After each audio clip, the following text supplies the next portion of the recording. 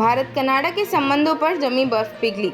PM Modi और Carney ने किया उच्चायुक्तों की नियुक्ति का ऐलान। G7 शिखर सम्मेलन में पीएम मोदी और कनाडा के पीएम मार्क कार्नी के बीच मुलाकात में दोनों देशों के रिश्तों में जमी बर्फ पिघल गई।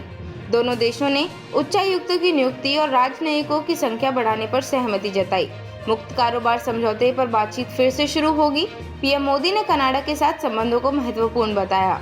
भारत और कनाडा के रिश्तों पर पिछले 1.5 वर्ष से भी ज्यादा वक्त से जमी बर्फ सोमवार को दोनों देशों के प्रधानमंत्रियों के बीच हुई मुलाकात में पिघल गई। अल्बर्टा में आयोजित G7 शिखर सम्मेलन में विशेष मेहमान के तौर पर आमंत्रित पीएम नरेंद्र मोदी और कनाडा के पीएम मार्क कार्नी के बीच तकरीबन 40 मिनट बैठक चली।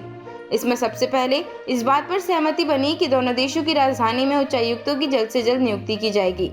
इसके बाद उच्चायोग में राजनयिकों की संख्या बढ़ाने व अपने अपने उच्चायोगों के कामकाज को सामान्य बनाया जाएगा। साथ ही मुक्त कारोबार समझौते पर थमी बातचीत भी शुरू करने की सहमति बनी।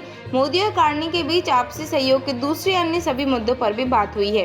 कार्नी के साथ मुलाकात में पीएम मोदी ने कहा कि भारत के लिए कनाडा के साथ संबंध बहुत महत्वपूर्ण है। हम दोनों मिलकर लोकतांत्रिक मूल्यों को मजबूत बनाने का कार्य करेंगे, मानवता के लिए काम करेंगे। हम अनेक क्षेत्रों में प्रगति करेंगे। कार्नी ने कहा कि हमें पीएम मोदी का स्वागत करते हुए गर्व है। हम प्रौद्योगिकी, AI, ऊर्जा सुरक्षा और आतंकवाद के खिलाफ सहयोग में काम करेंगे। बैठक के बारे में विदेश सचिव विक्रम मिस्री ने कहा कि बैठक में भारत व कनाडा के रिश्तों की अहमियत पर बात हुई है। दोनों देशों में काफी कुछ सामान्य है। पीएम मोदी ने रिश्तों को सामान्य बनाने पर खास तौर पर जोर दिया है। स्वच्छ ऊर्जा, प्रौद्योगिकी, डिजिटल इंफ्रास्ट्रक्चर, AI, बहुमूल्य धातुओं और सप्लाई चेन जैसे महत्वपूर्ण मुद्दों पर बात हुई।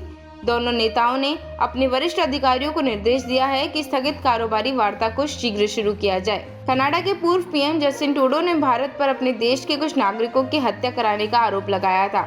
यह आरोप खालिस्तानी आतंकवादी हरदीप सिंह निज्जर की हत्या के बाद लगाए गए थे। इससे दोनों देशों के रिश्ते लगातार खराब होते गए। पिछले साल दोनों ने एक दूसरे के उच्चायुक्तों व अन्य वरिष्ठ राजनयिकों को देश से बाहर कर दिया था।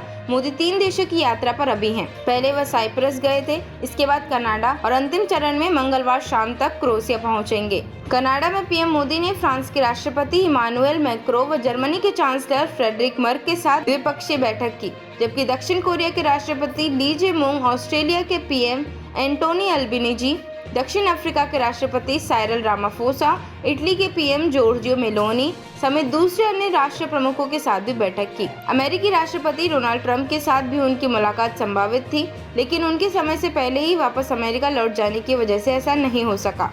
बैठक में पश्चिम एशिया में ईरान और इसराइल के बीच बढ़ता विवाद काफी छाया रहा। G7 के सदस्य देशों और इस बैठक में विशेष तौर पर आमंत्रित देशों के नेताओं के सम्मेलन को संबोधित करते हुए मोदी ने आतंकवाद और AI व डीप फेक के बढ़ते खतरे को खास तौर पर उठाया। उन्होंने कहा कि वैश्विक शांति व समृद्धि के लिए हमारी सोच व नीति स्पष्ट होनी चाहिए। यदि कोई भी देश आतंकवाद का समर्थन करता है तो उसे इसकी कीमत चुकानी होगी। इस संदर्भ में मोदी ने अमेरिका व पश्चिमी देशों की तरफ से आतंकवाद पर दोहरी नीति अपनाने पर भी करारा प्रहार किया। इस संदर्भ में मोदी ने अमेरिका व पश्चिमी देशों की तरफ से आतंकवाद पर दोहरी नीति अपनाने पर भी करारा प्रहार किया और कहा कि एक तरफ तो हम अपनी पसंद नापसंद के आधार पर भांति भांति के प्रतिबंध लगाने में देर नहीं लगाते, दूसरी ओर जो देश खुलेआम आतंकवाद का समर्थन करते हैं हम उन्हें पुरस्कृत करते हैं।